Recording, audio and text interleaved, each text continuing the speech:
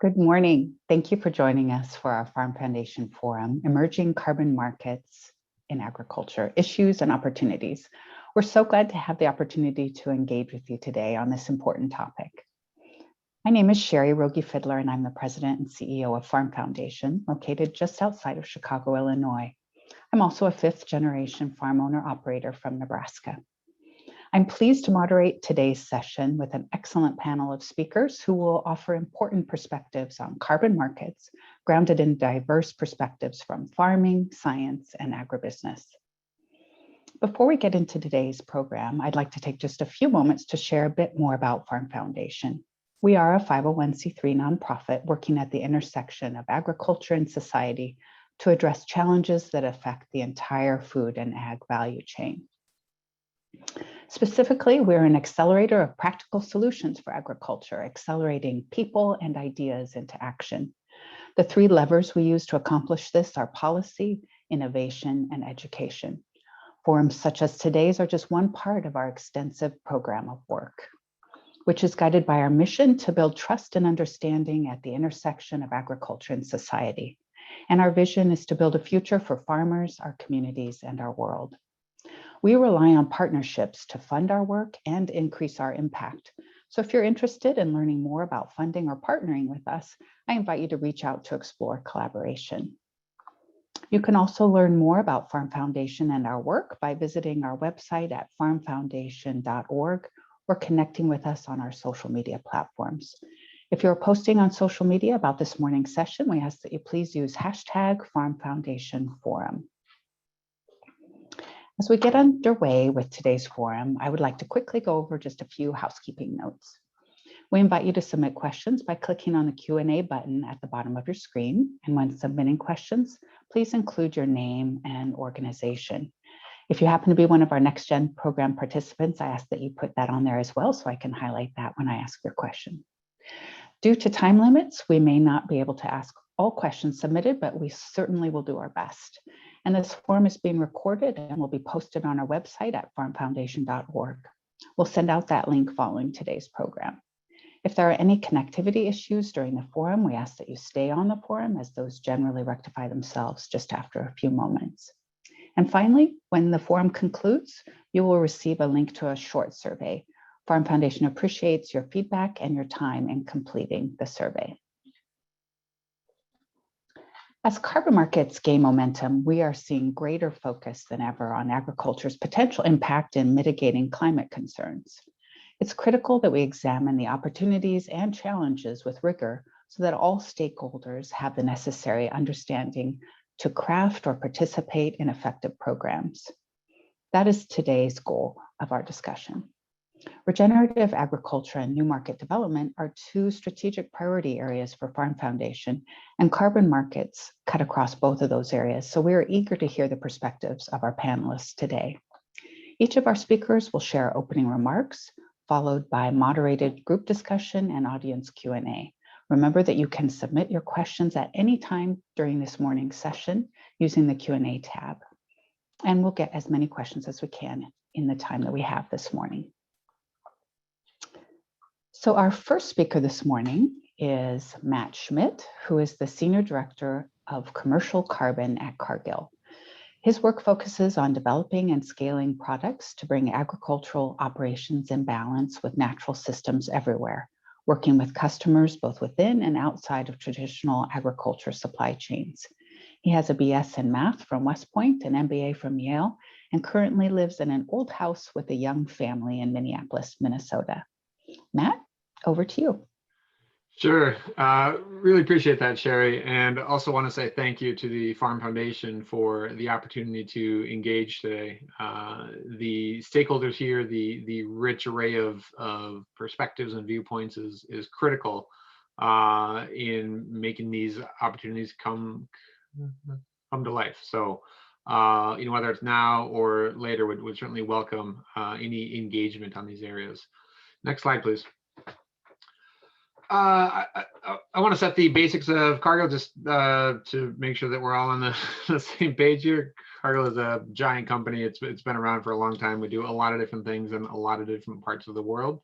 And precisely because there is an inextricably physical element to agriculture, we think that presence everywhere around the world is a key part of how we can help bring our productions in balance. Next slide, please. And so just one more view of kind of where Cargill operates. We span from farmers to customers. We are invisible in a lot of supply chains, but odds are if you had anything to eat in the US today, we probably impacted it in some way. I want to call out one thing here that we're a pattern here that we see applicable to these areas, and that is that we work with farmers everywhere to take what they can produce and connect that with markets that have a demand for what those farmers can produce.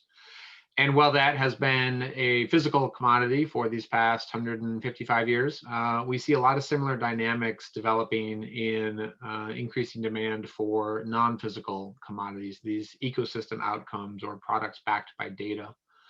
And yet the same basic patterns are the same. There is a producer that can make decisions. There are quality specs that matter. There are markets with pricing signals and demand and volumes, all of which come into play, set against a context of regulatory environments and international trade environments. So again, a lot of patterns that we've run for a long time we see being broadly applicable even as we move forward, and that frankly is really exciting because our business succeeds when the farmers that we work with can succeed. Next slide, please. So this is a sentiment that you'll see woven throughout not just what I talk about today, but also how Cargill shows up in a lot of different areas. And we see a lot of potential for agriculture to look beyond just this one-way production path for physical commodities and really become part of an interconnected, more integrated system everywhere. Next slide. And just for my last slide here, I'll share some points that, again, I'll weave probably a lot of this into answers and discussion throughout the rest of the event here. But I want to call out two things in particular. So one is, our need for producer-centric thinking. At Cargill, we have both some high-level goals that we've set for ourselves to achieve certain levels of adoption and practices and impact on acres and impact with farmers. But we are doing that with lots of on-the-ground experiments. So, there's work happening all across the US and Canada, in Brazil and Europe. We are working with different farmers everywhere because we believe that, every farmer everywhere is going to be, is already different and is going to have different measures of success, and their path in this area is going to look different, and that's for both visible and invisible reasons. And so we believe experimentation is critical for how we can improve in these areas. The last point I'll add is just to flesh out the picture at the bottom, which is a street just full of wires at the kind of onset of electricity. And I think it's an interesting parallel here because when you look at the kind of basic science of electricity, that was done, and people could understand how electrons moved. And yet when people started to say, well, here's what we can really start to do with electricity, what you had were a lot of hard charging entrepreneurs making a lot of pitches, and a lot of wires were being strung up everywhere, and it was crowded and uncertain. And if you plug something in, you didn't know if it would work all the time. And there was just a messy energy to it all at the start that now has gotten us to the point where it's largely invisible. And when we turn the light switch on, the lights come on, and we hardly have to think about that.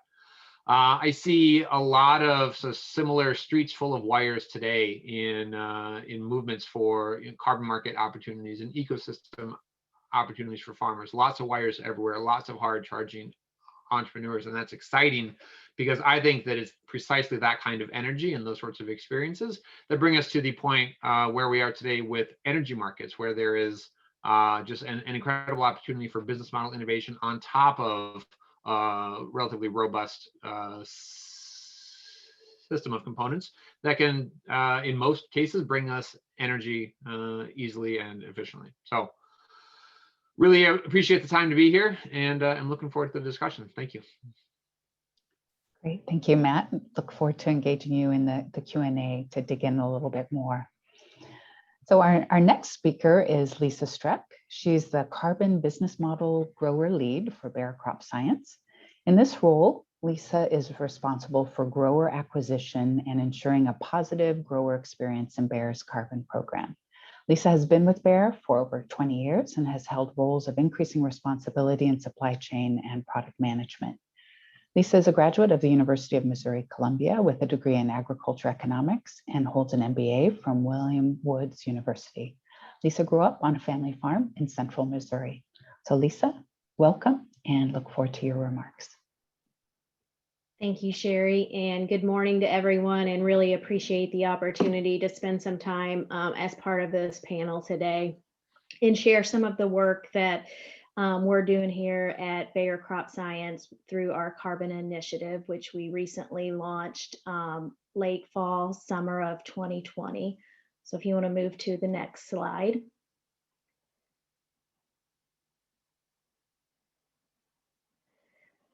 So as we all know, climate change is one of the most pressing challenges facing humanity, and agriculture feels its effect in profound ways, where agriculture really sits at the intersection of feeding a growing population while addressing climate change.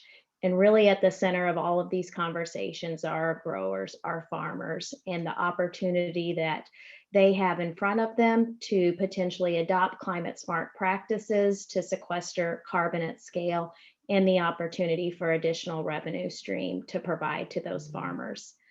And so at Bayer, we've been working on this project for years, collaborating with different stakeholders across the value chain to understand how at scale we can potentially provide an opportunity for farmers to adopt these practices, but knowing that farmers are shrewd businessmen and want to make sure that they're allowed to create a revenue. And we also know that soil health is very important to farmers as well, as they want to make sure that they're leaving their land in a great position for future generations to come along.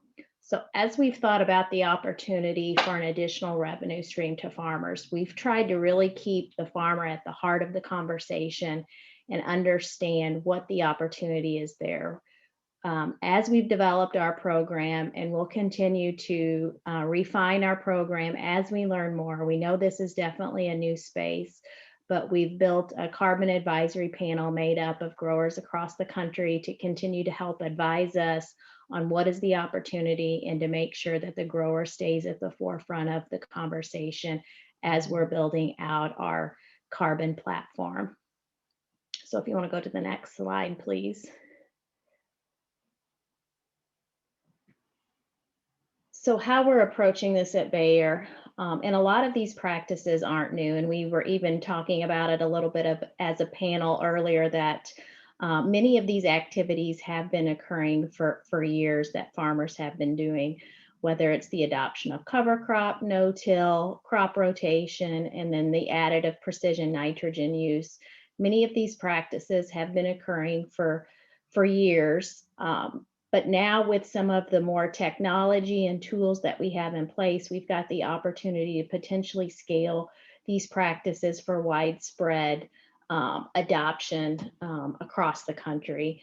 And we know this also provides an opportunity to increase soil health for farmers, as well as reducing the amount of greenhouse gases or carbon sequestration. So we're really highlighting, we think this is a great opportunity for agriculture to really provide an overall benefit outside of the agriculture industry to the environment overall, and looking forward to continuing to partner with key stakeholders within the industry to really make a big impact. Next slide, please.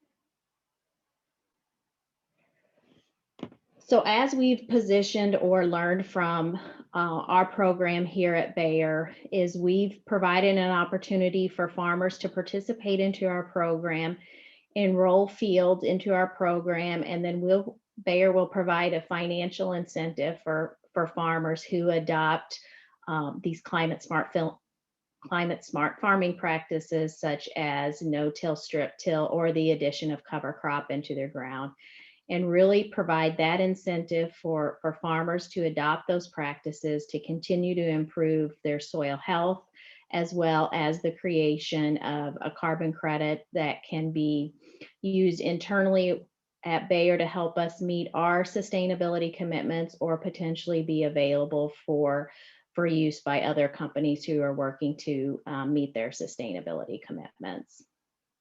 Next slide, please. So I spoke a little bit about how some of these practices have been done in the past, where we've had programs in the past before. At Bayer, we believe that we've got added technology, digital capabilities to allow us to potentially scale these practices widespread and allow for a bigger opportunity that agriculture can play in this space, to understand the amount of acres that we can enroll in programs like this, and continue to understand the quantification, verification, and validation that is needed in programs like this, so that we can ensure that we are making the impact on the overall environment that we want to make. Next slide, please.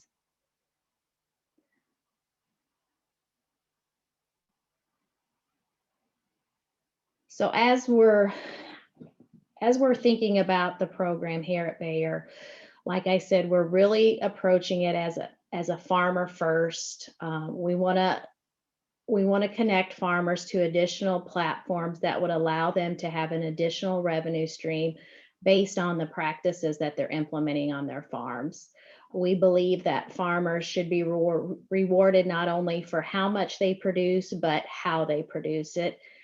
And then as we keep the farmer at the center of our conversation, we recognize that this is really a triple win. The farmer, it's a win-win for the farmer with the additional revenue stream opportunity, as well as the society as a whole on the impact that we can make on greenhouse gas reduction. And then as an industry as a whole, the role that agriculture can play to have a positive impact. We think there's a huge opportunity here.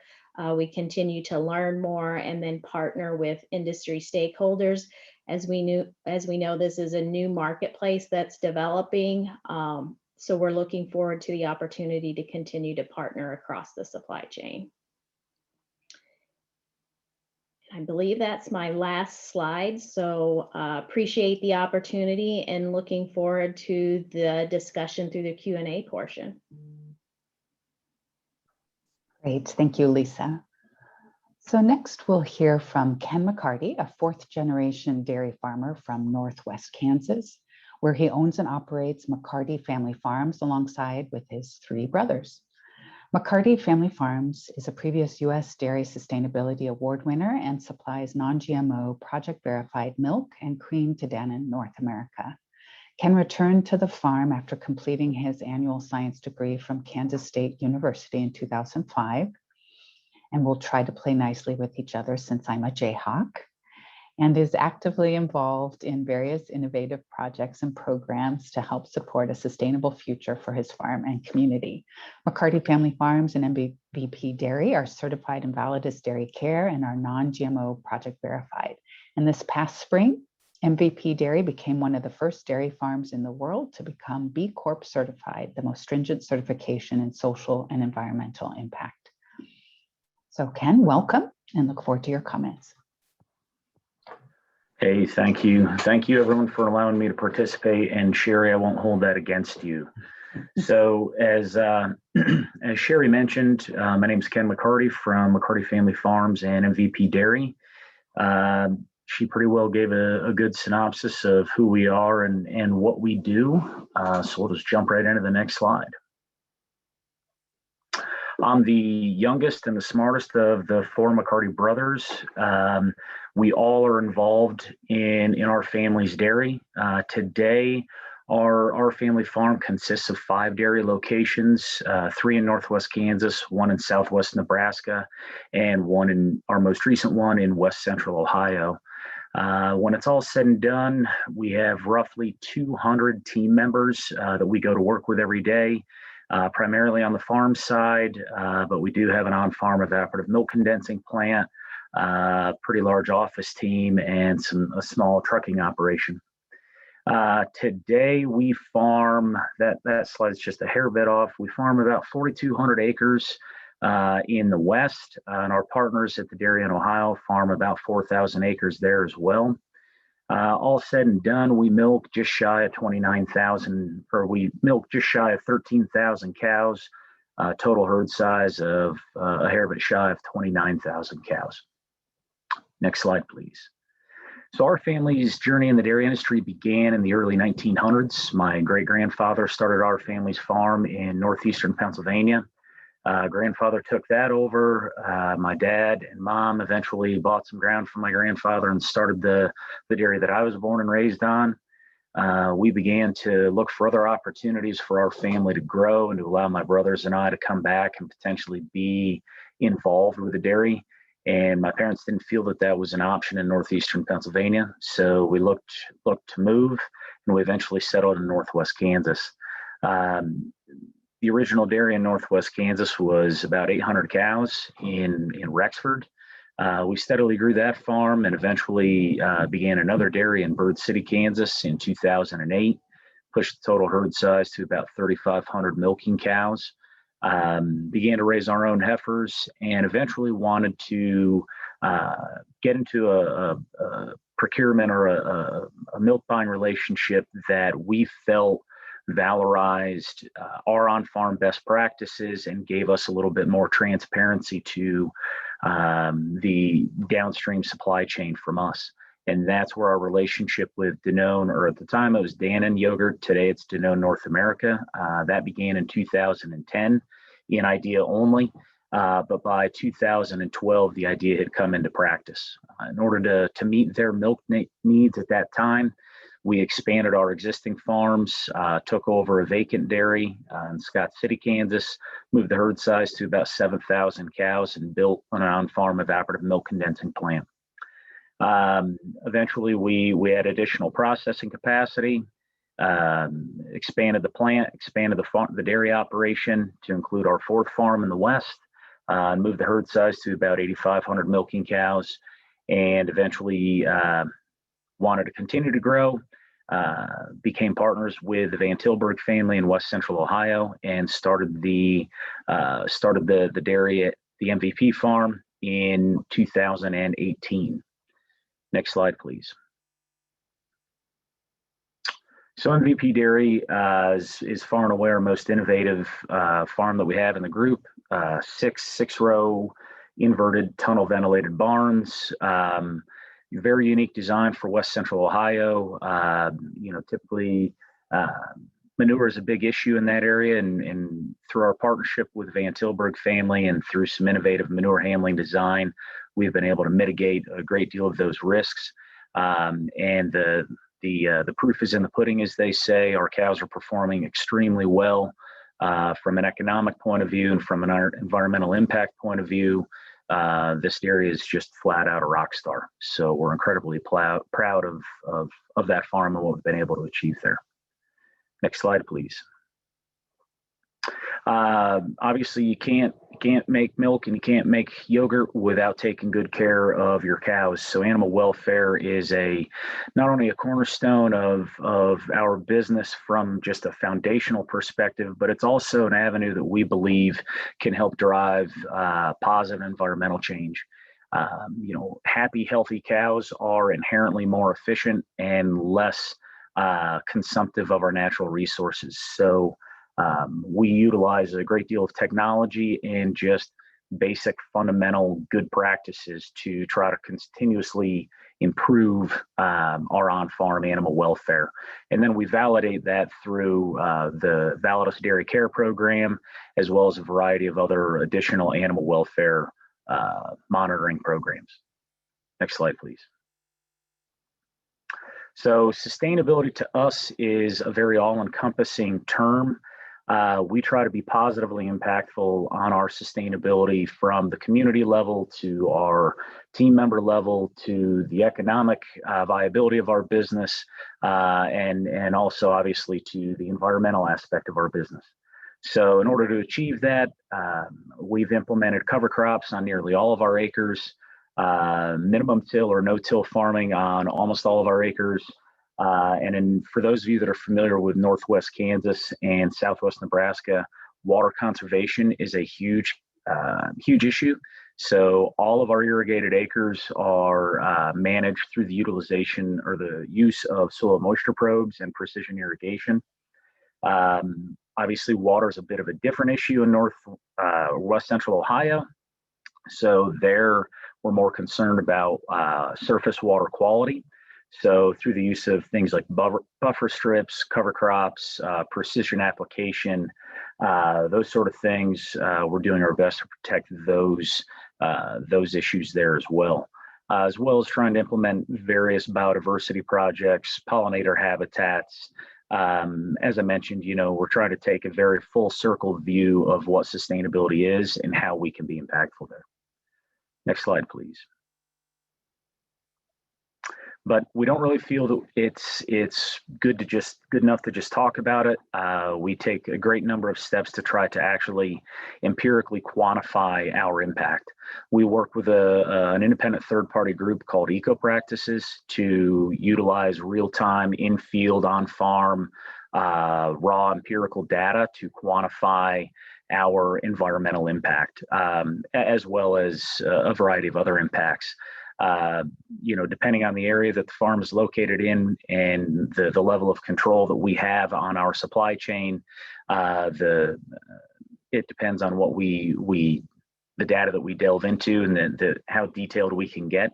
But what this tool has allowed us to quantify is not only the physical impact that best practices have had on our farm ground and on our farms and our cows and our communities, but also the economic impact that that's had. And we believe that this will be a foundational component of our ability to enter into marketing carbon. Next slide, please. So happy to answer any questions that you may have about our farm and our family and our business today, but also happy to answer any questions tomorrow or a year from now. So look forward to connect with anyone. Thank you. Great, thank you, Ken. And we're getting some good questions coming in, so looking forward to following up soon with our Q&A session. Keep those questions coming in. So up next, we'll hear from Dr. Cristine Morgan, who is the Chief Scientific Officer for the Soil Health Institute. Prior to joining the Institute, Dr. Morgan was a tenured professor of soil science at Texas A&M University in College Station, Texas. Dr. Morgan earned her MS and PhD in soil science from the University of Wisconsin-Madison Soil Science Department. Her BS degree is in plant and environmental soil sciences from Texas A&M University. And I will also say that we at Farm Foundation are proud to be founding board members of the Soil Health Institute and partners in advancing soil health with them. So Dr. Morgan, over to you. All right, thank you, Shari. And thank you to everybody for being here today. I'm happy to join this conversation. Really happy to be following Ken. It's always great to follow a producer. And I already learned a lot about the dairy. So it's really nice just to see, some practical considerations when we're thinking about carbon markets and carbon farming. And I'm about to get a little bit more practical. What I would like to do today is just kind of give you an idea of, what are the questions and what's the reality when we're thinking about putting more carbon into our soils, especially across our row crop and rangeland acres in the United States.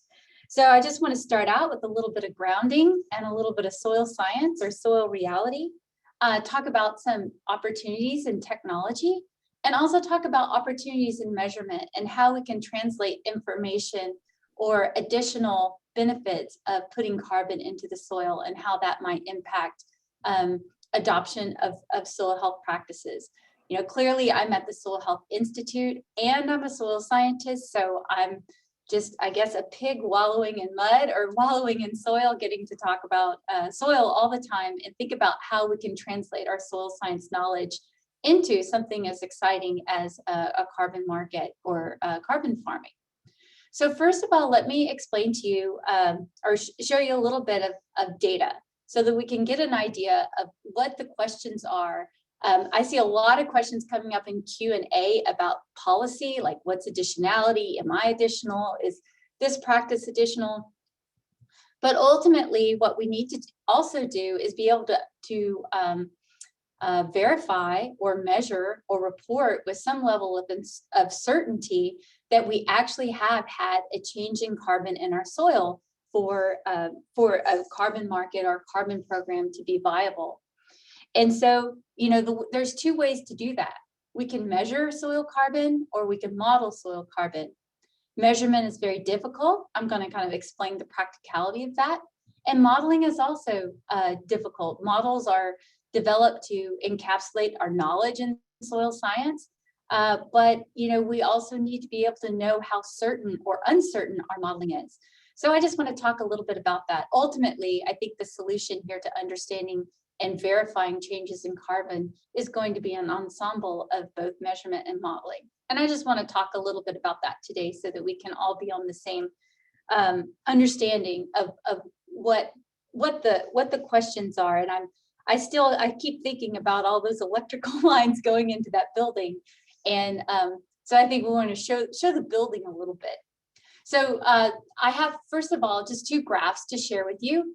And the point here is that soil organic carbon varies in space in the X and Y direction, in the north and east direction, as well as with depth. And then what we're trying to do in carbon markets is put more carbon in the soil, which means that we need to deal with this space and depth variability and then detect changes in time. So there's a lot of dimensions here to be thinking about.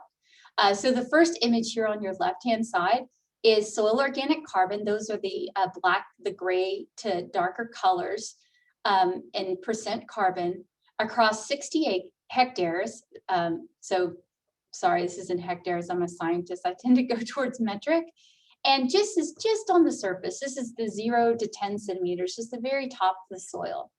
And what we can see across this farm field is that the carbon ranges from about 0.5% to 3%. It actually goes up to 4.3, but let's just think about 0.5% of carbon to 3% carbon. And that's a pretty large range in carbon in the field. And now if we were to look at a soil profile, and this is a different soil, this is a different study, because in this study, there was conventional tillage going on as a check, and then an addition of no tillage. And then we've measured the soil carbon after a few years in no-till. So on the y-axis here is the soil depth to 40 centimeters. So it's a couple of inches deep. And then on the x-axis, we have soil organic carbon. And these organic carbon numbers are lower than the range here in the field. And that's pretty common that at any one place, you're going to have this range in carbon with depth. And in the left-hand side, I showed you 10 centimeters. And so the top 10 centimeters is the highest amount of carbon in soil generally, and the carbon decreases with depth. And so there's two things I want to point out here is there's this increase or decrease in carbon with soil depth, but also look at the difference between the soil carbon at the beginning of the study or with no tillage, and then a few years later, or with conventional tillage, my bad. And then a few years later in the closed circles with no-till. And we have this change in carbon, and the dots represent the mean. And then the whiskers represent the standard deviation or the certainty in that mean. And what we can see is that we're barely certain that the mean is different because the whiskers almost touch each other. And also that change in carbon is not very much. It's about a little under 0.2%. And so we have carbon that changes by 0.4% with depth, and maybe more if we have higher carbon in the soil surface. We have carbon that changes by 3 to 4% across space. And then what we're trying to detect are very small changes in carbon across time. And this is why a lot of those electrical wires are going to that house, because there's a lot of different creative ways to deal with this question of validating whether or not carbon has changed. And then the interesting thing that when we're thinking about measuring carbon, and now I'm wishing I had put up a slide about modeling carbon. Next slide, please. When we're thinking about measuring carbon, those of you that in the audience that have soil sample before will find this picture very familiar, but this is a soil sample pulled out of an agricultural field, and it has this metal ring around it because we want to know the exact volume that soil came from. Because when we measure carbon stock in a farm field, we not only need to know the concentration or how much carbon is in that soil, we need to know how much soil was actually measured, because we need concentration and this volume measurement we call bulk density to give us the actual stock, how much mass of carbon is actually changed in the soil. And so we take one of these volumetric measurements from 0 to 30 centimeters, 0 to 15 centimeters, and then we do that across a farm field or a landscape. And with that small measurement, we have to be able to figure out how much carbon has changed over time. And so this brings a lot of questions, right? First of all, how do we want to measure carbon? Do we want to take a soil sample and send it back to the laboratory because that's time and transportation costs? Do we actually want to pull a soil sample out of the ground, because that's also time consuming and labor intensive? And then secondly, even if we know exactly how we want to measure the soil carbon, where do we measure it? If you think back to that picture that I showed you, where you pull that sample is going to make a really big difference, and how deep you pull that sample is going to make a big difference. Next slide, please. So now I've showed you the problem, but I also want to illustrate the opportunity. And there's never really been a more exciting time to work in soil science, because as soil scientists, I was a research soil scientist for 15 years and worked on this question of how do you optimize spatial sampling, worked on the question of technology. How do we get to where we don't have to pull another soil core ever again? Even though I love doing it, I spent 15 years of my career trying to figure out ways that we don't need to pull a soil core. And so there's a lot of why I say it's so exciting, carbon markets for soil science, is because now there's an opportunity for us to take our knowledge and translate it to a real world problem that has people, millions of acres, and a lot of policy developing around it. So from a science point of view, this opportunity to translate our knowledge is really exciting. And so when we think about, this is a project that we have going on at the Soil Health Institute, but it just illustrates the whole combination of problems or opportunities. We call this the Deep Sea Project, where we want to do rapid in-field carbon stock measurement across farms. So we want to reduce the cost of verification associated with measurement. And we have a lot of partners. This is a project funded by Smart Farm, which is an ARPA-E Department of Energy project. And our partners are the University of Nebraska and Lincoln, University of Sydney in Australia, a startup called Yardstick, and it's all led by the Soil Health Institute. And here's the big question. First of all, we need to optimize our spatial sampling. That means that we need to understand how the carbon, or have some expectation of how the carbon varies in space, optimize our sampling based on reducing the cost of verification for the farmer. How we choose to measure the soil will have different levels of certainty in them. So if we do the old-fashioned method that I showed you before, where we take a soil core, we're very certain how much carbon was in there. And so we don't have to take as many samples.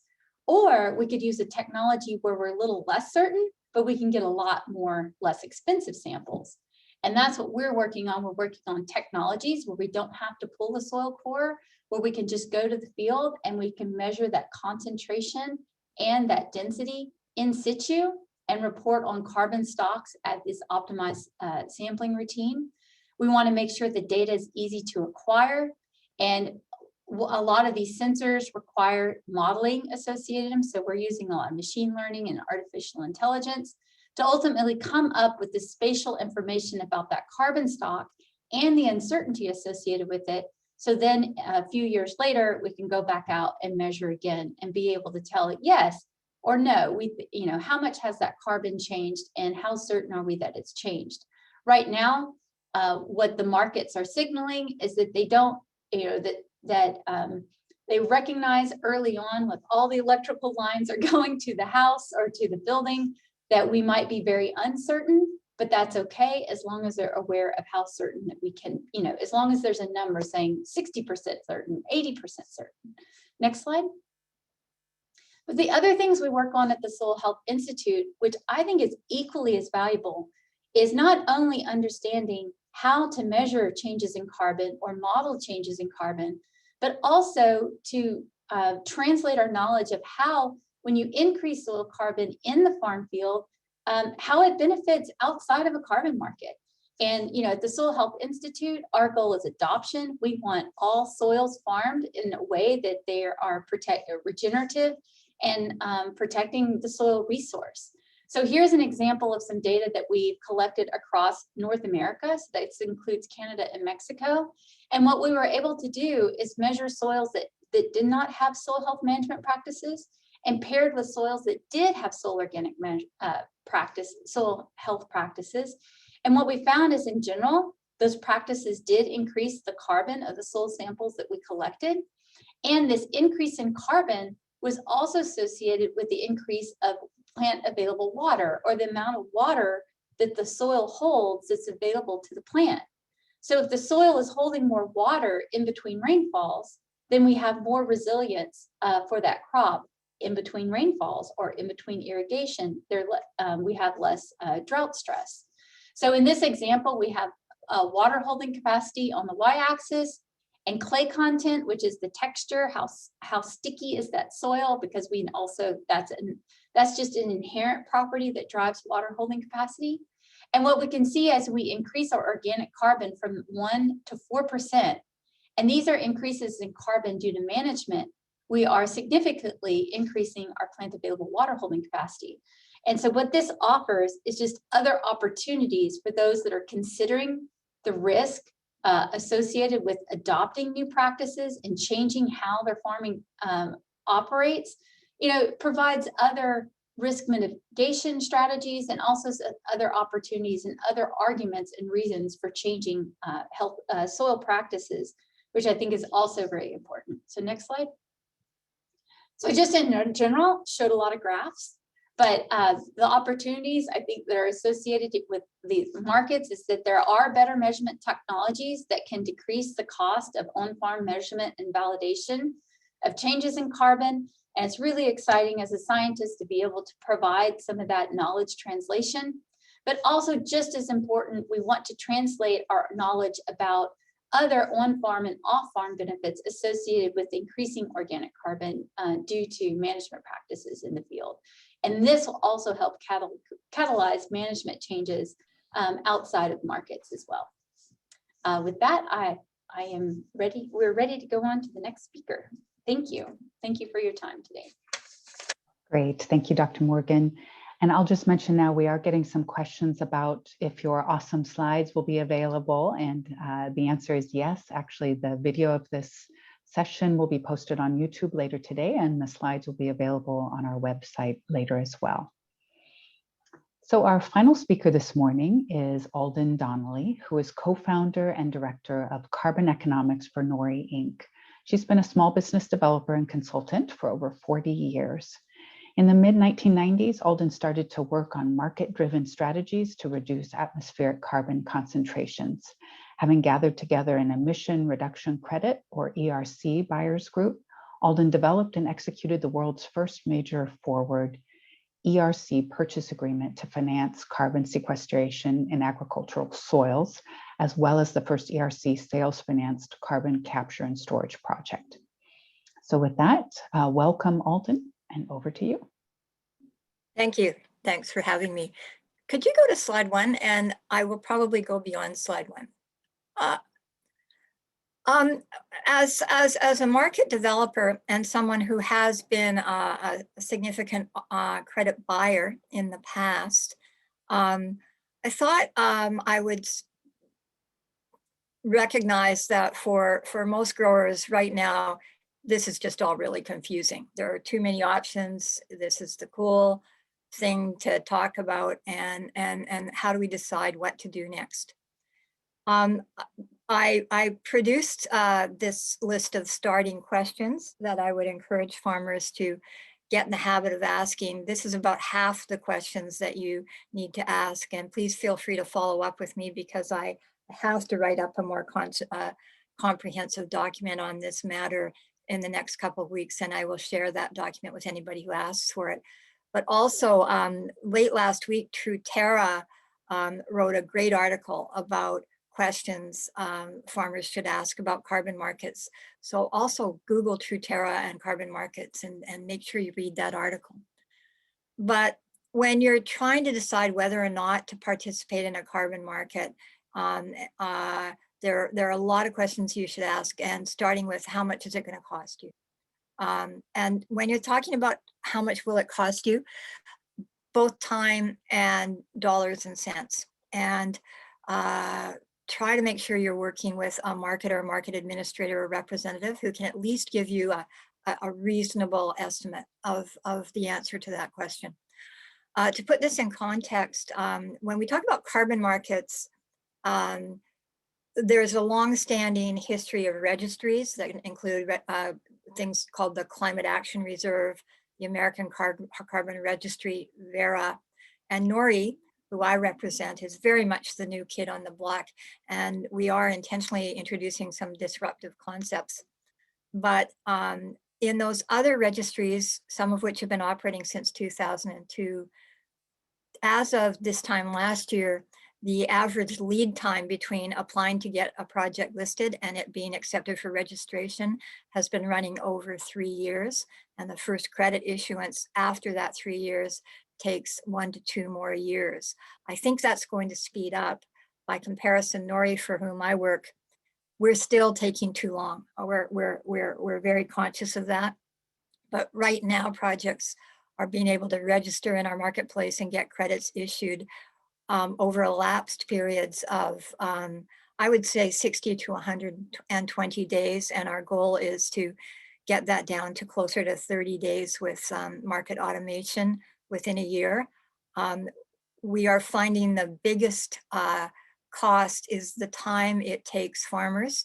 The single biggest challenge is the time it takes farmers to secure authority from other parties who have ownership interests in the fields to register the project. So in our market and in any discipline market, if you go to register a project and you want to secure a supply of marketable carbon credits, that new crop that Matt was talking about, we need to know that everybody with an ownership interest in your land has given you the authority to create that project and control the disposition of the credit and the related revenue stream. And we're finding that one question is the big challenge, the biggest challenge for getting enrolled, at least in our marketplace. And we've got ideas about how farmers, farm groups, advisors to farmers might all work together to make addressing that challenge easier. So if anybody wants to have a further discussion, please reach out. When you go to register in a project, do you own your projects and the credits issued to it? I love Matt's early analogy in his presentation where he said that this credit is like a new crop. And in any market, there's the crop producer, there's the processor, there's the end marketplace. And in the longstanding traditional carbon registries, for a bunch of reasons that are all well-intended, I'm not attacking anybody here, it's just too expensive and too complicated for an individual farmer most of the time to register anything in those marketplaces. So they're like marketplaces where there's no opportunity for direct access for the farmer. You got to go through the data processor who's organizing the verifier and the risk rater and all of the other third parties that are involved in establishing the certification that your new crop, the carbon credit, complies with the quality standard that registry sets. when you find yourselves having to enter those markets through that data and verification processor, there are two different approaches that processor can take. In one case, they can be what we call an aggregator, which means you're actually selling your whole project and your credits to them and control to them under terms and conditions you agree to in a contract. And they have complete control over price setting, deciding when to sell, what information to share with you, what information you've agreed to share with them, but you've transferred over real interest and title to your project for a defined term to that aggregator. Another way of doing it is working with someone that's delivering the same services to you, but we call a data manager, where for a fee or a percentage of the credit revenues, they are supporting you and helping and bringing you into that marketplace, and can do so cost effectively if they have enough clients to be operating and realize economies of scale. When you're working with a data manager, using our language anyway, you have not sold real interest in your projects or your credits. You are paying for a service to help you sell your, register your project and sell your credits. So be really conscious there's two different models for accessing those markets where you really can't, you really can't cost effectively sell direct and have to go through those bigger entities. And don't fall into the trap of thinking there's only one way of doing it. In the case of the Nori market, our number one design goal in establishing the Nori market was to make sure that while aggregators and data managers are very welcome to participate in our marketplace is also directly accessible to individual farmers. So that's one place where we're different. So you've got three choices, not only two, if you come to the Nori marketplace. When you go to register a project and sign agreements, are you giving away your private farm operating data? Are you getting compensated for that data if you are passing over the right to use it, reuse it, sell it, and resell that data and derivatives of it to a third party? In the Nori marketplace, we are only allowed to use your data to produce estimates of incremental soil organic carbon stock change and emission impacts of your change in practices. And we may not use or make your data available for use by anybody else for any other purpose. I think that makes us unique, but I could be wrong about that. When you enter a marketplace and your project qualifies and you anticipate you are going to be issued credits, so who sets the price your credits sell for? In some circumstances, it's going to be that third party who's the aggregator or the data manager, depending on the terms of the contract you sign. In some cases, it's actually the market administrator, and you have no input into that decision about the price your credits sell for. In the Nori marketplace, we operate like a consignment store.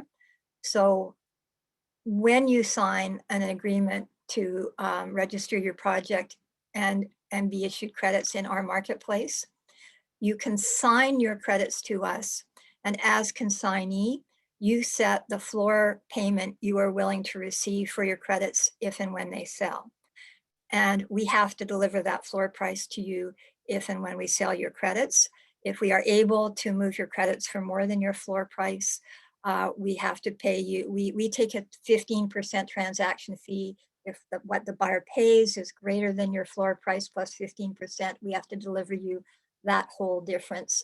So if prices are going up, you should be benefiting in that process.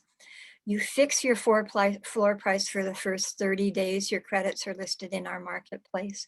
After that, you have the right to change your floor price up or down at any time for any reason.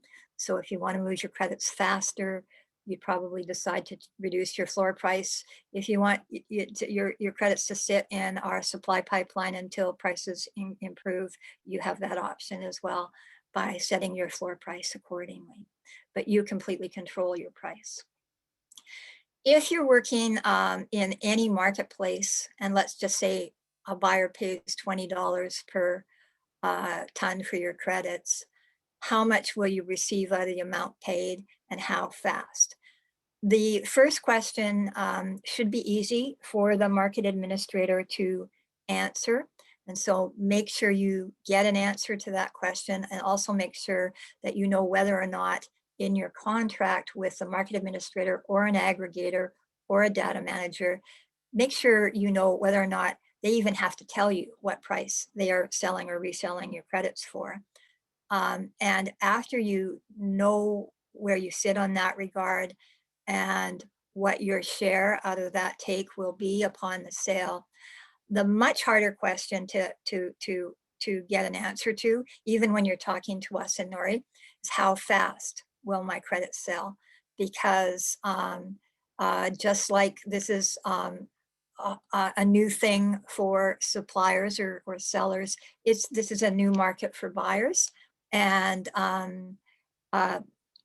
some days it feels like we've got excess demand for credits, and other days it feels like we're waiting longer than we'd like to generate that demand. So ask us the hard question. I'll admit up front, when you ask us how fast, you're going to see us be cautious and careful about our response, but still keep asking us the question.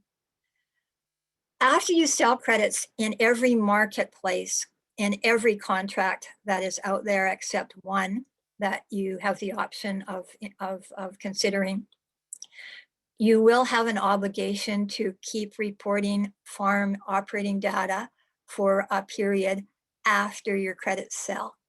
And that's because the buyers in this marketplace want to be buying a credit that represents not just evidence that one incremental ton was drawn out of the atmosphere or emissions were reduced, or both, but they also want a commitment that if they're paying for carbon sequestration, that at a minimum, the landowner is making best efforts to retain the improved carbon stocks for a given period of time. So what are your obligations under that expectation of retention? You want to be really clear on that. And how long are you expected to report data and retain and make best efforts to retain those carbon stocks? I keep saying make best efforts. In the Nori marketplace, you are committing to make best efforts to retain the new higher level carbon stocks for at least 10 years. In other markets, like the Climate Action Reserve marketplace, you are making commitments to retain that carbon stock for 100 years. And credits are vested over that 100-year period, so you won't receive your credits immediately. And if you stop reporting, you give up all the outstanding unvested credits. There's a whole question of what in the markets they call permanence, and I won't pursue that topic right now, but I think we all agree that what we're trying to do is rebuild soil organic carbon stocks up to at least the level we thought they were 300 years ago. We think that's possible. That is a carbon sequestration potential more than enough to cover 100% of forecast US electricity sector emissions for the next 30 to 50 years. It's a significant number. It also increases soil health and soil resilience.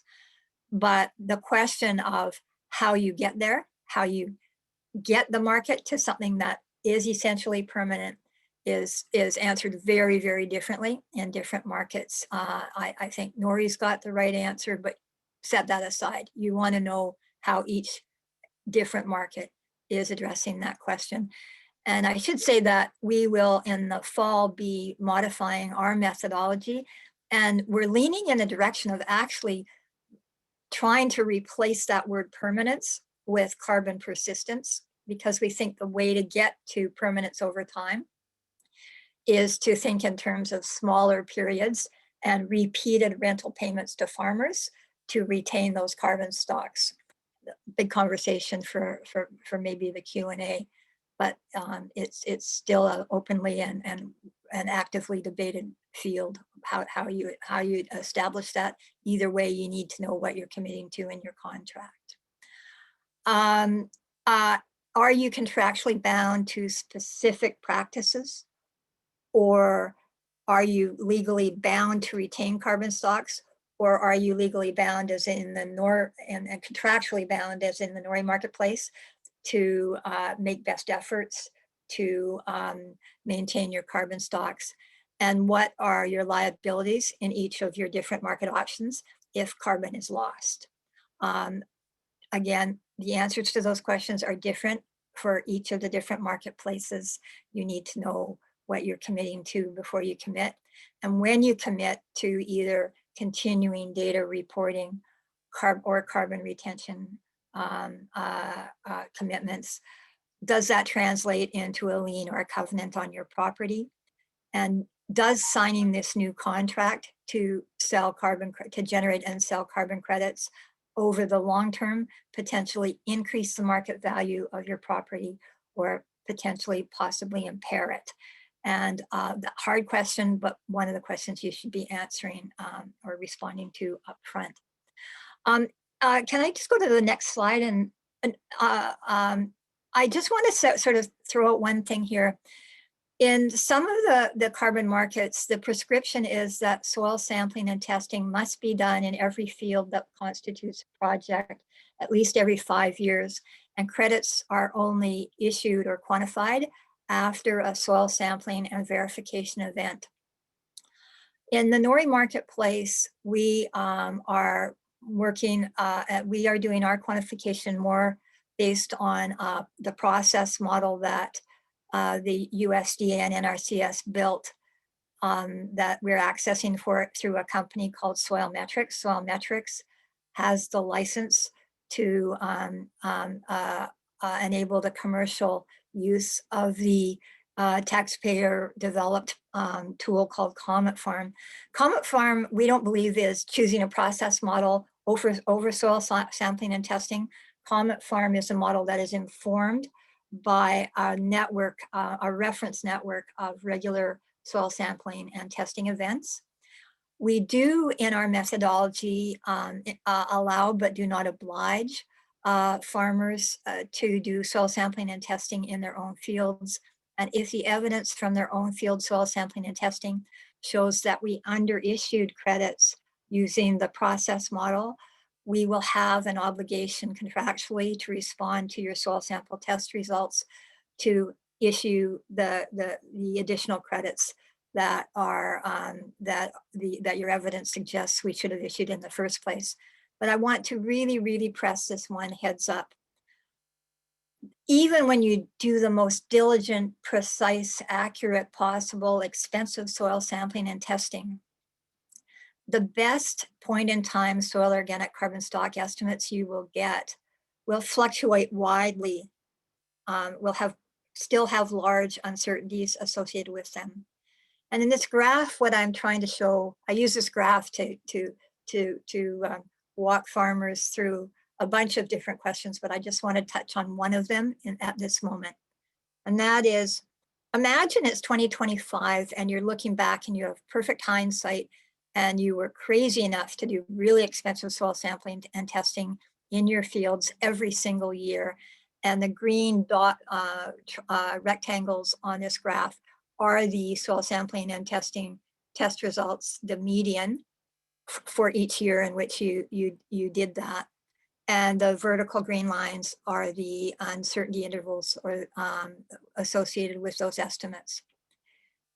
What this shows you that if you did impeccable soil sampling and testing in 2017, 18, and 19, and then sell credits or are encouraged to sell credits on the assumption that those 3 years of test results have established how much carbon you're sequestering over time or your trend, you will sell more credits than you can back over time with the evidence of actual soil organic carbon stock change, because it just happens randomly that when the good test results still fluctuate up and down around the long-term trend, it just happened randomly that the results you got from 2017 to 2019 were on the high end. Why am I raising this now and saying it's important? I do think we've seen of late a few well-intended parties sell carbon credits based on short-term soil organic carbon stock estimates that come out of soil sampling and test events, like that which I illustrate for 2017 and 19. And what's the problem here? Those farmers have signed contracts that have committed them to retain that higher carbon stock level you see represented by that 2017 to 2019 trend for the next 30 years. The problem is that in this situation, the next 2 or 3 soil sampling and testing events will show that you didn't actually sequester that much carbon, and you could be backing yourselves into a liability, a cost, because you've committed to keep more carbon in the soil than you were actually getting sequestered in the first place. All I want to say is, and again, another conversation for another day, in the Nori quantification method, we issue as many credits as we can, as early as we can in the process, while to the extent we can, minimizing the risk that you'll make that mistake. So we want you to be careful and just step back and take a little time and ask everybody from the market administrators, including Nori, to your NRCS, farm plan advisors, to extension office staff and state universities. What am I looking at here? What am I doing? It's okay to take a little pause before you jump into the Nori marketplace. So I'll stop there.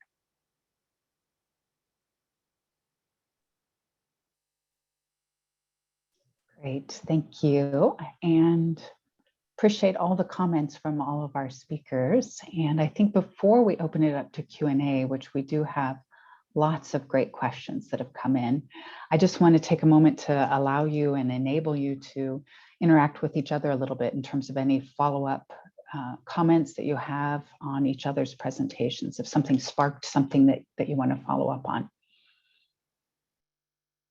And remind you to take yourself off mute if you do.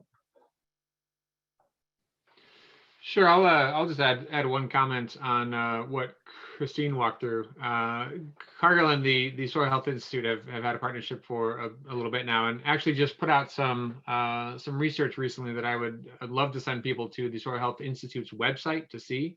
It's a survey from 100 producers across 9 states looking at the farm economic resilience impacts from soil health practices. And it really speaks to the variety of what's needed in different states and in different regions, and it speaks to the real impact that this can have on real farms, and that is something that different farmers will discover on their own in different ways, and that's the beauty and the richness of it. So Cristine, it's always great to see how you bring the science to life, and we're certainly excited to continue to do that in lots of new ways. Great, thank you, Matt. Other comments from the panelists? I'll just real quick follow up with Matt. Those reports that he was mentioning were economics. We looked at the costs and benefits associated with adopting no-till and cover crops across 9 states. And it was 100 farms, so it was a lot of work. And it's in those 9 reports, there's a lot of data. And so I also encourage those of you that are interested in that kind of information and what it looks like economically to have adopted some of these practices that increase carbon. And there's no money accounted for associated with carbon markets. So it's just in the last couple of years what it would look like if you had a successful soil health management system on your farm in those 9 states. Yeah, and I think that kind of thinking is especially important because, well, it probably wouldn't be a surprise to this audience that over-indexing on things like yields or revenue per acre can lead to undesirable outcomes on a carbon sense. One could likely, or could just as readily say that over-indexing on carbon leads to an undesirable outcome in other areas. So it's important to recognize, the full scope of the farm as a business, as an independent operator with farmers and ranchers and producers of all types and stripes, making the best decisions for them, for who they are as a farmer and where they are. And that, it's kind of scary and pretty easy to imagine like dystopian futures where we may have carbon neutral farming systems that are not at all what we actually want. So it's a rich, complex topic, and that's why it's so exciting to be here and have an opportunity to do this kind of work. Great, thanks. And Alden? I just want to jump in and endorse that, and again reiterate Matt's sort of thought that think of carbon as another crop. If you're growing corn and soy, you're not going to start planting grapes next year because you think the grape market's looking great. You're still managing your land and your soil for the best possible outcomes over time. And carbon has to fit into that way of looking at things. The other thing I would just say is I've been active in this space since the 1990s, first in Canada, and there's no sort of perfect sequence of phasing in practices for any given field. Each operator needs to make their own decisions. But the warning is, it seems as often as not that transition from intensive to regenerative practices always takes at least 7 years to complete, and as often as not takes 12 to 20 years. And somewhere in that sort of year 3 to 5 or 6 after you started the transition, most growers are going to find themselves in a financial hellhole, and you start working yourself out of that as time goes on. And by the time you get to year 12 or so, you probably have more resilient soils, more profitability, and higher yields. So I just have to say, on the one hand, our hope is that all growers can generate revenues from increased carbon stocks, regardless where they are in the phase. But if we get our market designs right, if nothing else, the carbon credit will be the marketable item that might help you through that really difficult financial period that every farmer faces, if not right after year 1, somewhere between year 3 and 6 in our experience. I'd like to follow that up with some facts that we can measure improvements in soil condition and soil health under 5 years. We don't always measure increases in carbon, but there are other things that affect positive resilience in a farm, and especially with regard to the soil, sooner than 5 years. And also in speaking with farmers in some surveys that I did in Texas at Texas A&M University, we found that farmers that had adopted soil health management practices such as no-till and cover crops, and that had mentors associated with that adoption, actually they called it their tuition, their learning tuition. About some people have talked about, a decrease in yield associated with practices initially, and then later an improvement, I think is what Alden is talking about. But in fact, farmers that have mentors or people that have already paid the tuition to learn about management practices don't experience that, and don't experience what Alden had described. So I think that those stories vary, and that I think it's important to report data and information in ways that are digestible to folks, and they can understand what's really going on the farm. Great, thank you, Cristine. Ken, I actually want to bring you into this conversation before we go to some of the questions, from a farmer perspective. What was your timeline like in integrating some of these practices, and what was the role of mentors in your operation? Yeah, so, our timeline has really been, you could say maybe a little herky-jerky, for lack of a better term. I think there's a definite impact of different regions that make some of these practices more or less successful. And, we've tried to take a more holistic view on why we are doing certain practices.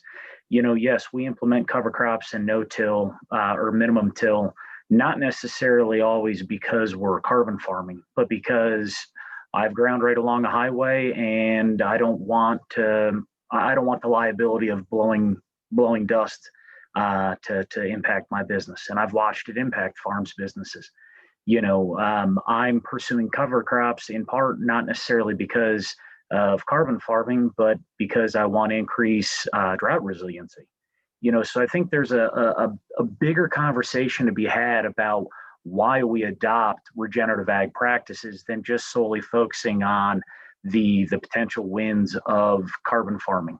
There are, I would argue that one thing that's missing from this conversation is an ag lender. My personal belief is that people who are more protective of their equity, that acre of ground, that gallon of water under the soil, should be rewarded with lower interest rates or higher equity values in their property, things like that, because you are making an investment for the future, and you are, in my opinion, creating a more resilient system that will pay dividends in the long term. But there are short-term wins, and as I mentioned, we've started and stopped. The one thing that our trajectory has always been solid on has been water conservation. But again, if we get caught up in the impact that that's having on the aquifer today or tomorrow, we're going to get frustrated because it's a dynamic system that doesn't react necessarily to an instantaneous change, and we need to take the long-term view. Great, thank you. So I think I'd like to segue us over to our questions. And in reviewing the questions that have come in, just as our panel is diverse, so are our stakeholders and so are our questions. And I think I'd like to cluster them in probably 3 areas. There are a lot of questions around what I would call just mechanics of how does this thing work? How do carbon markets work, and how established or not established are they? So I think we'll start there. Then there's a series of maybe more strategic and policy-oriented questions. And then there's a host of very technical questions, which I think we'll address as time permits towards the end, or invite us to follow up afterwards on some of the more technical questions. So on the mechanics piece, some of you touched on some of them in your presentations, but I want to give the opportunity across the panelists to talk through some of the mechanics of how are these things priced, and are we paying for practices or measured carbon? So what are these dynamics of the marketplace? Anybody want to kick off? Elisa, do you want to kick off with that in terms of how your program looks at that? Yeah, Shari, thanks. I was going to jump in here. So I can talk to how we've structured the program at Bayer. And as you guys have probably heard from the conversations today, right, there's a lot of complexity in this space. And as we've thought about our program and really putting the farmer at the center of the program, we've tried to, as Bayer, take on that complexity where within our program, we're simply paying the farmer to implement a climate smart practice, whether that be no-till, strip till, or cover crop, where we'll pay a flat per acre rate for that practice. And that practice is paid after validation and verification. So it's not subject to the sale of the carbon credit. So Bayer's taking on that risk. So we've tried to structure our program for simplicity at this time as we continue to learn about how these markets develop. And as always, we'll continue to reevaluate our program as we learn more and as additional alignment comes across the value chain. Great, thank you. Other responses from our panelists on that?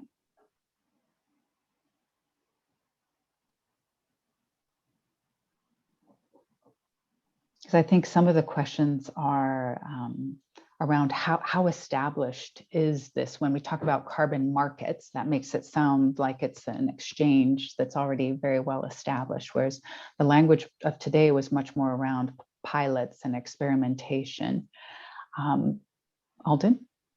I would argue, speaking as somebody who's probably been working in carbon markets longer than anybody else here, carbon markets, particularly offset markets, are not well established, and that's what the opportunity here is. So I'll give you context. 100% of the offset credits that have ever been listed in all of the carbon offset registries in the world since 2002, including all of the offset markets that are regulated, government run, and voluntary, total between 4.5 and 5 billion credits, which sounds like a huge number. The 244 largest greenhouse gas emitters, corporate emitters in the world, when we attribute to them their operating emissions plus the emissions their customers have to be able to discharge to use their products, discharge between 32 and 34 billion tons per year. So the 32 to 34 billion tons per year is the potential demand. And total supply over the last 18 years is a fraction of 1 year's total demand. And of that total supply, the traditional markets have generated less than half, just under half have ever been bought. So the existing markets are really, really, really useful and important experiment, but we should not be constrain our ideas about how the market should work by the terms of reference of the existing experiments, which are statistically really, really, really small. The opportunity we're facing now is to make carbon markets real and substantial as opposed to a rounding error. Thank you, Alden. Matt, I think you had a comment too. Yeah, I would say that oftentimes we find the word market is misleading. I mean, there are some areas like in the EU with their emissions trading schemes where industrial players with carbon emissions have an obligation from a regulatory perspective to ensure that their emissions are covered.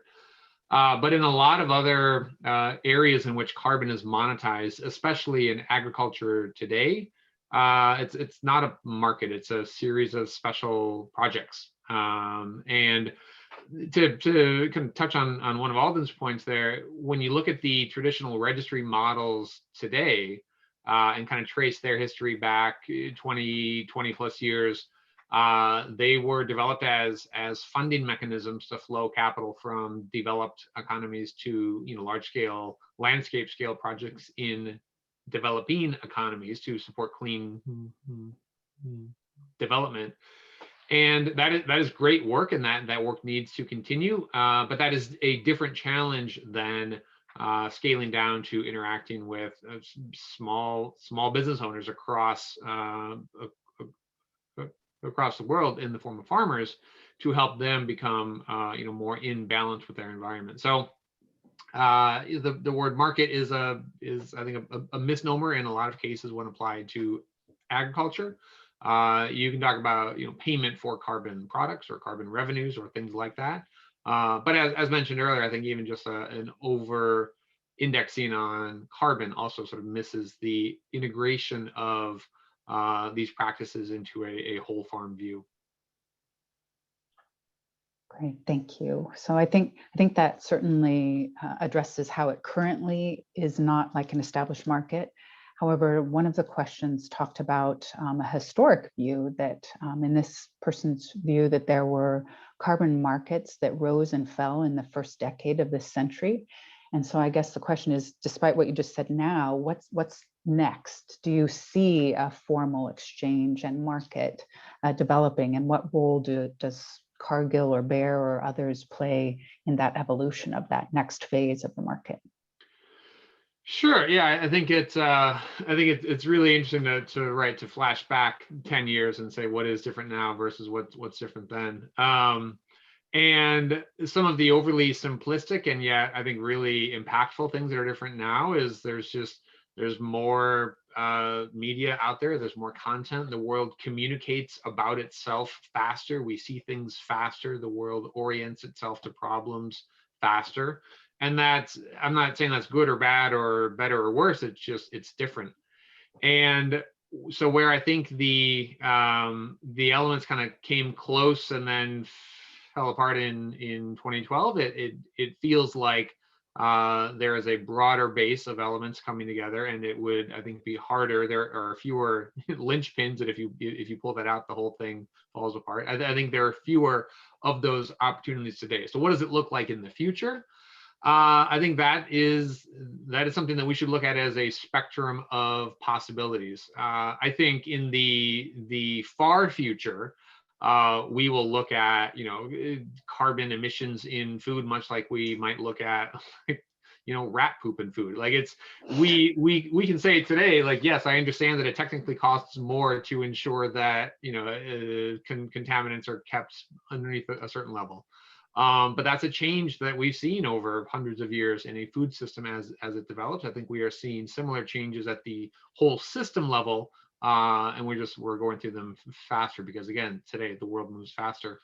On the nearer term, I think that you see a lot of energy driving right now from companies that are wanting to just set and achieve goals for all sorts of reasons. It might be that it's competitive table stakes for where they are. It might be that it's an opportunity to set themselves ahead of their competition. It might be that companies want to attract and retain talent for whom climate goals and climate progress are meaningful. So outside of the few regulated industry markets that we've touched on, like power production and oil and gas and transportation and so on, a lot of this remains voluntary. It remains companies wanting to take action for a variety of reasons. And so again, that brings in the need for pilots and experiments and sort of different ways that we can connect what's possible on farm with new sets of customers and consumers that want to achieve what's possible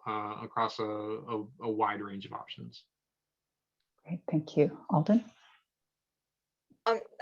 Just a little comment. So I came into this space actually working for a consortium we put together of 14 of Canada's 20 largest corporate greenhouse gas emitters, and working for them in 2000. By 2002, I was the largest private sector buyer of offset credits in the world. The World Bank was bigger than me. And I want to be really clear here, being the largest back in 2002 was a lot smaller than I would have to be even noticeable at this point in time. So I don't want to exaggerate the history there.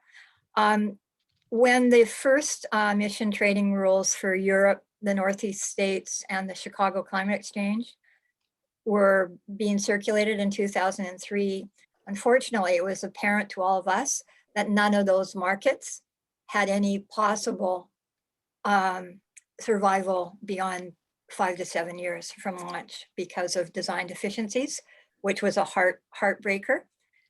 At the time, looking back, what I didn't realize is in every new market, in every new sort of path forward, there seems to be that first try crash. Then everybody settles down and catches up. We had the tech boom and bust in the 90s before things started to progress a little more predictably. And we see that pattern over and over again. I'm convinced that we are in that phase 2, that next stage of getting ready to get it right. But the key thing that to remember, or from the past experience, is a lot of what's still called markets right now aren't markets. So financial additionality tests, those match up with government subsidy programs. And a lot of our market administrators and governments keep calling these things markets, but they're designing them as if they are subsidy programs.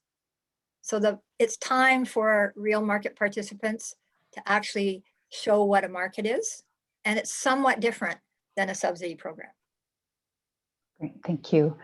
We had several questions around additionality, permanence, and exclusivity. And so soon, Cristine, I'm going to have you define those first for us, but I'm going to take them in reverse order and ask Ken to talk about exclusivity. We had some questions about, does Danone or others require you to work only exclusively with one entity like that for your programs? And, you know, the quick and dirty answer to that is we're still figuring that out. You know, we're evaluating different groups. We're working on, first and foremost, we're working on the quantification.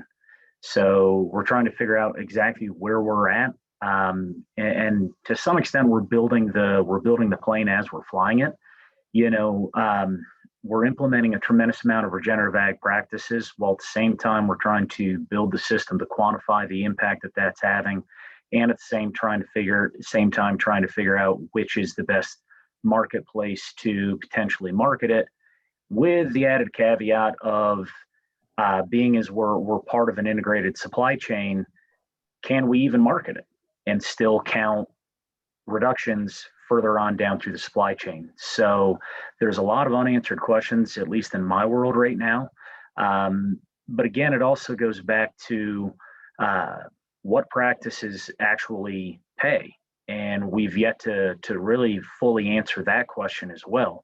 And that's why we try to focus on not only solely, yes, I would love to pay for cover crops through simply the implementation of selling the carbon credits. Great, that would be fantastic. But, and maybe this isn't great economic sense, but I'm trying to justify those practices with other benefits that they bring to the table.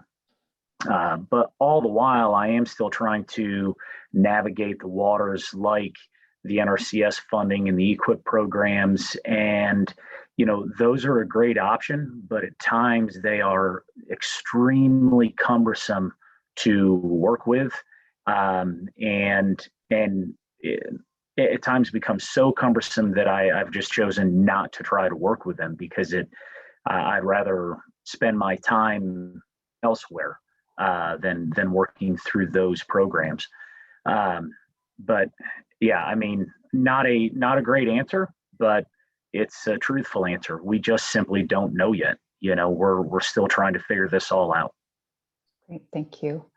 Lisa and Matt, any exclusivity comments in terms of your programs and the farmers you're working with?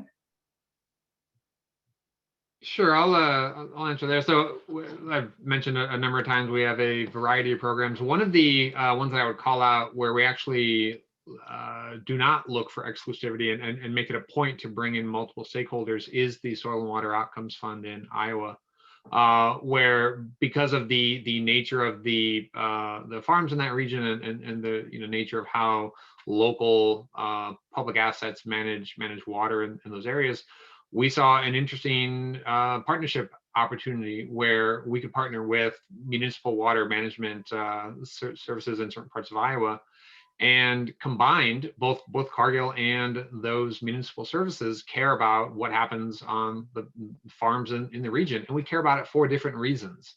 Farms are this incredibly rich source of, again, not just carbon and not just crops, but all sorts of ecosystem outcomes and system level resiliency. I love the examples earlier from Ken about flood resiliency and dust minimization. And so to think that only one party is going to care about all of those things to the full value that they are worth is somewhat limiting in a view. So rather than asking for exclusivity, I would specifically look for ways that we can bring in a full stack of support for a farm, because again, a farm is much more than just one thing. So there's no reason that the commercialization of outcomes should be limited to only one party. Great, thanks. Lisa, I think you had a comment too before Yeah, I go to Cristine.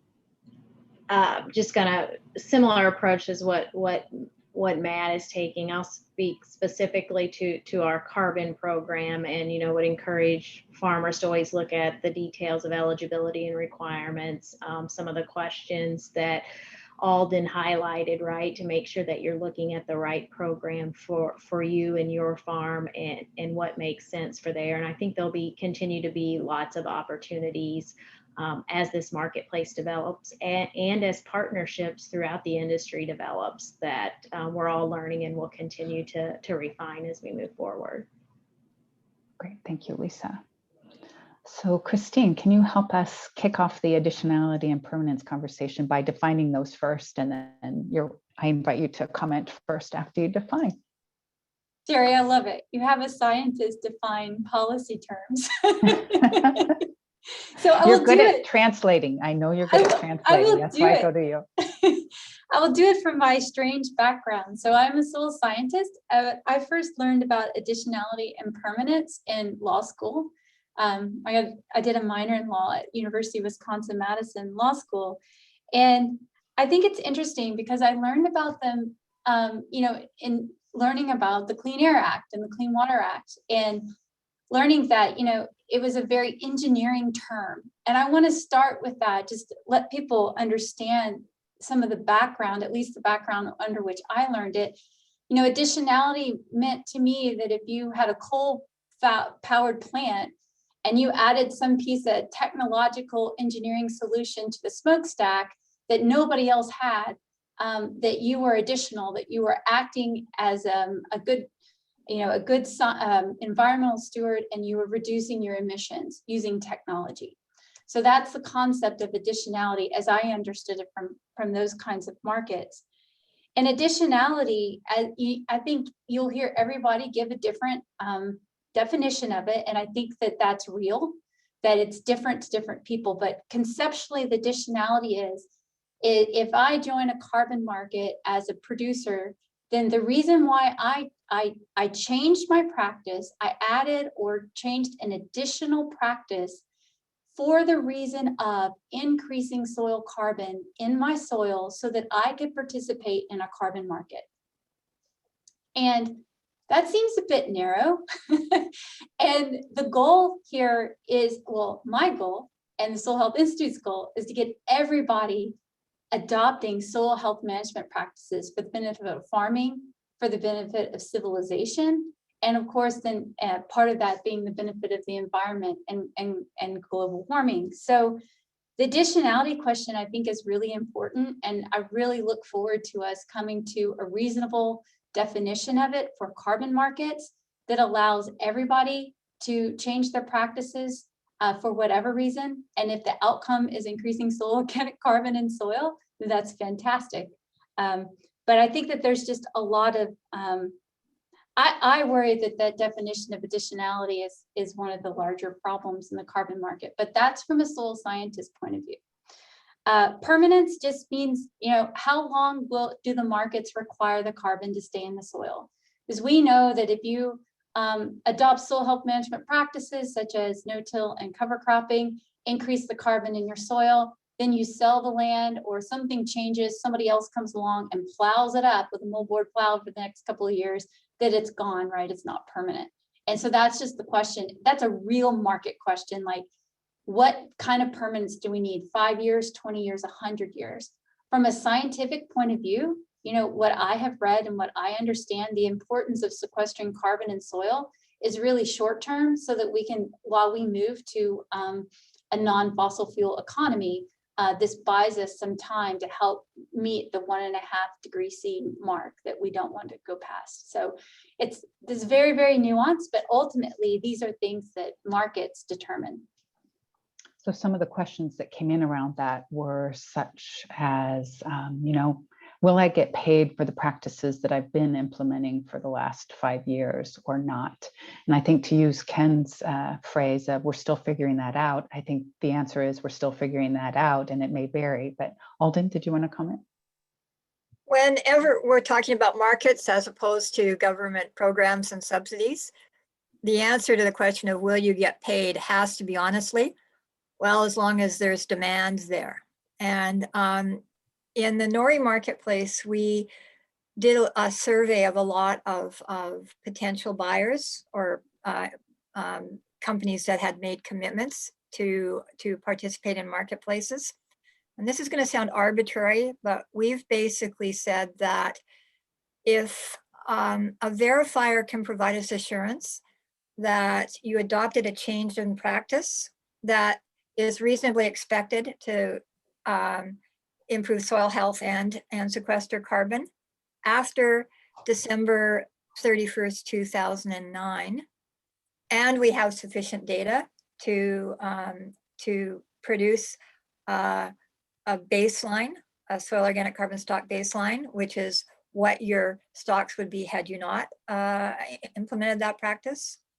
Then we will issue up to 5 years worth of grandfathered credits. So that cutoff of practice changes that are after 2009 and that limitation of 5 years of historical, we call them grandfathered NRTs in our marketplace, sounds like and probably is completely arbitrary, but we are hearing, whether it's arbitrary or not, from the buyer side, that they want to feel over time that they are financing the adoption of new practices and bringing the more traditional growers towards the new practices. And that 5-year grandfather limitation and post 2009 adoption is are some lines that are the buyers we've talked to seem to be comfortable with. So, does it break our hearts that means we're not issuing credits to those real innovative market leaders that have been doing minimum till for 25 years? Yes. Do we want to be drawing farmers into a marketplace and just to find there's no demand for their vintage 2013 credits? No. So our lines really are our best reflection on the feedback and our desire to make sure we're not creating an expectation that you can sell your credits when you can't. Thank you. Lisa, do you want to comment on your program's view on additionality and permanence? Yeah, and I was just going to comment. I think Alden makes a really great point on carbon markets and how they're defined. And for us to all be successful here in the agriculture space, it's going to be important that we have buyers at the end of the day for these carbon credits. So we're working to design our programs and offers so that at the end of the day that we do have a purchaser of these credits, so that we can continue to create that marketplace. So we're continuing to evaluate what are the requirements of our program based on what are the requirements of the buyers of carbon credit. Thank you. I think now is a time where I'll bring in the role of government, because as many of you have read, there's a variety of hearings and meetings going on about the role of government in carbon markets and stating clear priorities. And this additionality has been part of those conversations. But I would just ask our panelists, what do you see as the role of government in establishing or standards for carbon markets? What, if any, role do you see for government here? Anyone want to get us started?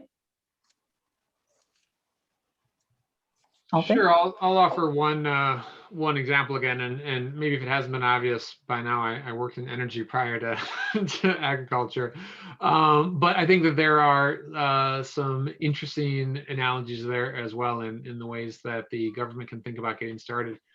So love or hate solar power, you can't deny that we've seen a drop in production costs on a couple of orders of magnitude.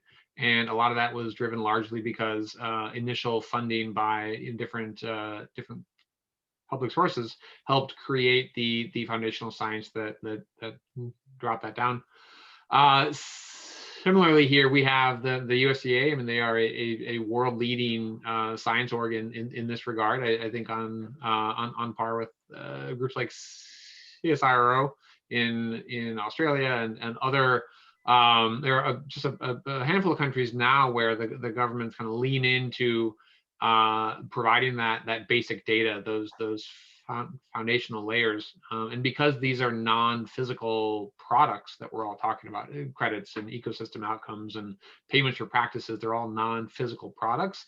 The data layers that are under those are essential. And the larger the layers, the more kind of complex models you can put on top, and the more robust financing can be, and so on. So, the opportunity to set the infrastructure in place for businesses to succeed on top of is present here in regen ag transitions as just as readily as it has been in other industries in the past.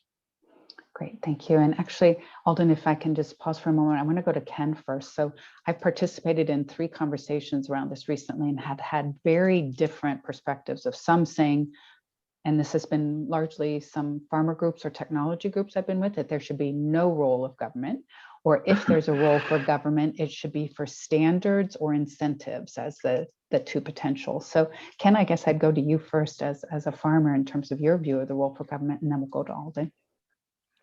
Yeah, I tend to think that one of the initial roles of government needs to be ensuring that the marketplaces are ethical and that people are not being taken advantage of. I think, if the large picture goal here is to drive positive progress against environmental degradation or climate change, one of the biggest negative impacts we could have is having a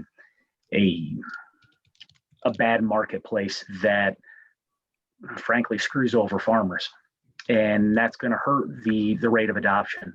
So I think that's a viable role for government here. And I think to touch on what Matt talked about, funding land grant universities to conduct regenerative ag research is as funding to land grant universities from the federal level has declined, the role of extension has become pretty lean, and I think that has negatively impacted the ag economy.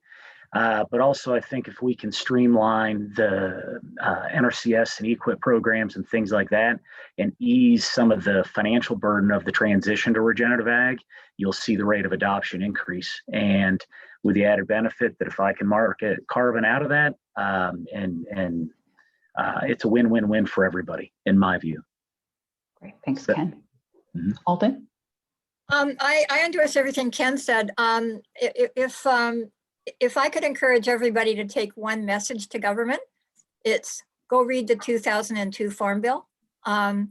Way back in 2002, the US's leading soil scientists said, if we want to encourage US food and fiber producers to adopt, we used to call them sustainable, not regenerative practices, and also do it in a manner that at least creates the possibility of vibrant. We were talking ecosystem services even back then, ecosystem service market, not just carbon market.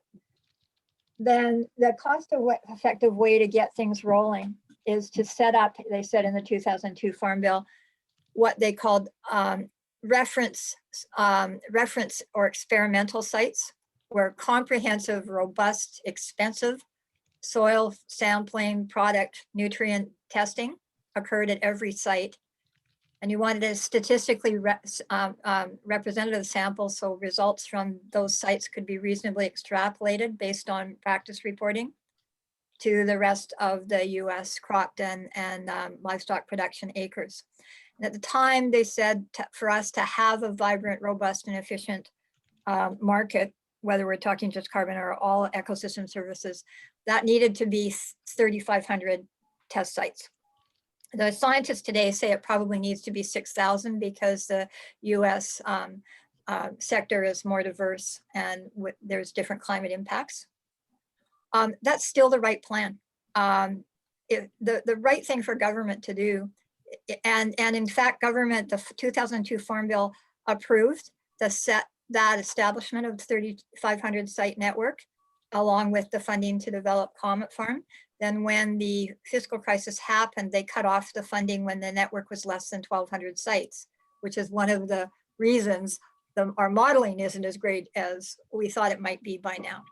So the lesson is, how do you get government to put their money in the place where it gets the biggest bang for the buck?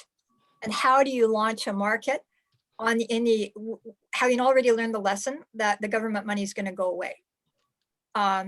So get government to commit to set up and maybe do 3 cycles of soil sampling and testing events at 6,000 statistically representative sites around North America on day 1, or around the United States. On day 1, signal to the market people like Matt and me that government funding for those sites disappears on January 1st of the first year after the 3rd testing cycle. And if we want to maintain that infrastructure that's critical to having an efficient carbon market, we better figure out how to be able to pay for it. I want to give you some numbers. If our market is designed to comply with the soil sampling and testing requirements that are outlined in the CAR and VERA protocols, and we assume that maintaining this statistically representative network of sites costs 2.5 times more per sampling and testing event than soil sampling and testing to comply with those protocols costs. The compliance with the existing protocols will eat the first $15 any buyer pays for a credit in perpetuity, at least. And that is happening in Australia right now, which they've decided is not working out. If we get 6,000 sites set up and being tested at the much greater expense I just suggested, as soon as we've got 20 million credits per year trading in the US carbon markets, again, I'm not excluding ecosystem, I'm just limiting the carbon in this analysis. As soon as we've got 20 million tons a year trading, which is 5% of the US croplands and grazing lands potential, if the private sector had to charge an infrastructure tax on our carbon credit sales to maintain that reference network, which is so critical, it would cost between 61 and 80 cents a ton. Why are we asking government to subsidize the highly inefficient quantification and verification process when there's a less than buck a ton option available to us right now? Great, thank you, Alden.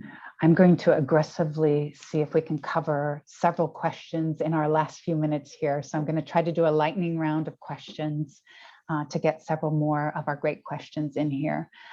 So there were several questions around technology and the different technology platforms being required, seeing it both as an enabler and a potential barrier for moving forward with this. So I think, Lisa, I'll ask you this question in terms of the role of technology. I believe you said your climate view platform is required for use. How do you see that playing out, 5 years from now? And is there some role for additional technology? So there was a question around remote sensing and other platforms, and how do you see that playing out overall beyond BEAR? Yeah, so great question. And Shari, you're right. Today, as we've got our program structured, participants are required to utilize the Climate Field View platform. That's what enables farmers to share their field with us so that we can get the right information on the practices, ensure those practices have been implemented. And then that data connects through satellite imaging and various carbon sequestration models that we talked about today. So when I think about that beyond just, what we know today with our program, I think for us to continue the scalability that we're going to have to continue to evaluate different technologies and what different options look like, whether that be something maybe that the government helps us with the different registries in place, what the buyers are asking for. So I think we're going to have to continue to all evaluate potential technology if we want to continue to scale. And as was mentioned, earlier, there is a huge opportunity for the amount of carbon credits, and for ag carbon credits to really be a play here, we're going to have to be known as that consistent and reliable supplier. Thank you, Lisa. I know on our farming operation, as we've been looking at these, how can we participate in carbon markets? We not only look at what the partner's like, what the pricing's like, but what's required of us as an operation and the technology platform. And if it requires a switch for us on our technology platform, that's a significant barrier for us on our operation. Ken, I'm going to go to you in terms of the technology piece. What role did that play in your decision making, and how significant is that as a management burden, I guess? And then I'm going to piggyback. One of the other questions that we got in was, what advice do you have for farmers wanting to get started in this area? Yeah, so from a technology point of view, keep in mind the vast majority of ground that we own and control is custom farmed. So a lot of those platforms that we gather data off of were already available from the farmers that we work with. From a big picture platform point of view, we were the pilot farm to help eco practices build out their platform and prove it out. So, and that's kind of the platform that we have stuck with. My fear is that if technology becomes or the utilization of technology becomes a mandate, it may hinder the entrance of small scale farmers into these marketplaces. I think that's a risk that we see in rural America that's already got a population decline, is that if we create systems that are overly burdensome, especially on the financial side, it can further exacerbate the consolidation that's happening in ag and further kind of increase that brain drain or that just pure population drain. So I think we need to be very smart about how technology is utilized in these circumstances, and not ask for farmers, especially the smaller scale farmers, to implement overly expensive or overly complex pieces of technology. And what was your second question? Advice you have for farmers wanting to get started in this. So I think, from our perspective, it's collect what you know. Don't be afraid to start collecting what you know. It's easy to keep a binder full of soil samples that you've had done for the past 20 years. There are simple pen and paper methods to track fuel burn per field, or